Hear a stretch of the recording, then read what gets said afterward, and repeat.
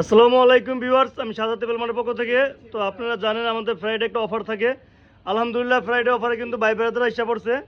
তো আগের বার এইভাবে দেখায় মনে করলেন যে আপনার কমিউনিটি গাইডলাইন খাইছিলাম বেশি মানুষের কারণে। তো ভাইরা সেলফ আজকে একটা অ্যাক্সেস পারচেস করছে আমাদের কাছ থেকে। ভাইয়া ফোনটা কি আপনার?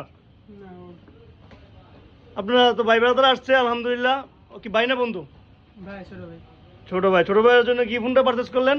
Access access. কোথা থেকে আসছেন ভাই?